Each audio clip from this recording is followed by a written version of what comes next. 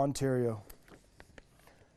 And now Ukraine announces that a French national detained last month had been planning a string of attacks in France to coincide with the Euro 2016 football tournament.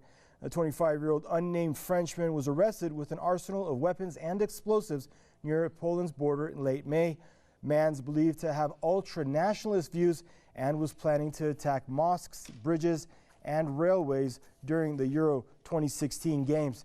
Now, France is under an ongoing state of emergency following a series of bombings and shootings in Paris last November, and also it's on high alert for possible attacks on Paris and other cities where the football matches are to be held. Now, up to 90,000 police officers, soldiers, and security personnel have been deployed throughout the city throughout the state, I should say, ahead of the tournament, which starts on Friday. And now we're joined by Mr. out of Bristol, that is, by Mr. Tony Gosling, investigative journalist. Sir, how can this young man amass this kind of arsenal and have these nationalistic views and plans to commit acts of terrorism, and French authorities were clueless? Is French intelligence really that weak, given the fact of what just happened last November? Well, look, let's have a look at this story.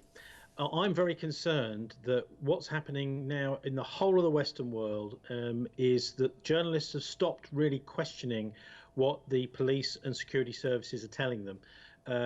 As a professional, I always would make sure that that happens. And I think particularly when communities are being targeted, as it seems possibly this case, a far-right terrorist, he apparently wants to blow up synagogues, we hear, and mosques. So one wonders where exactly he's coming from. But there's one fact that rather sticks in my mind about this, and that is that we're being told that these guns were being run from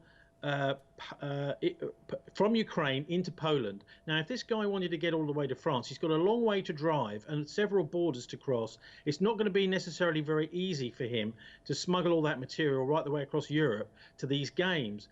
And we've heard from MI5, our security service here in Britain, over the last few years. Just last November, they said they'd foiled 7 terror attacks in about 6 months.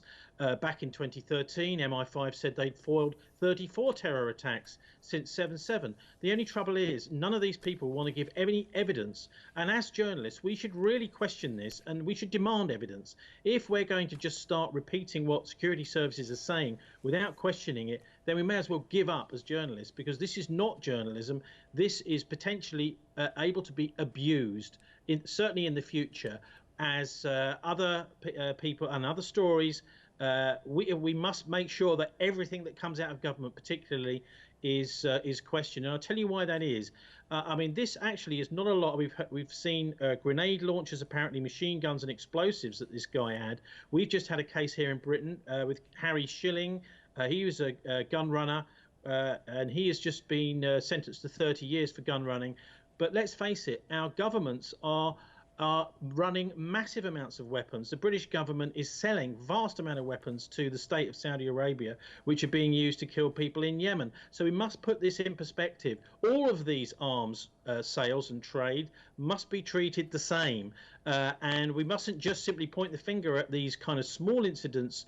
And certainly we mustn't believe what we're being told by our government, because they're making a lot of money out of Mr. Gosling, regardless of this gentleman's destination or what his true intent was, what's led to this rise in homegrown terrorism in France and other European countries, this nationalistic homegrown terrorism, in your view?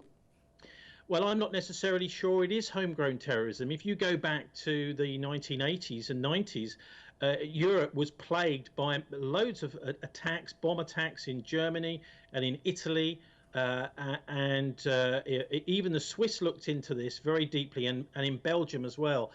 Those attacks were ostensibly by the far left, that is to say, people who were allied to the Soviet Union, the far left of politics, the Red Brigades, for example, over in Italy. And it turned out afterwards these had been sponsored by NATO. Operation Gladio is all the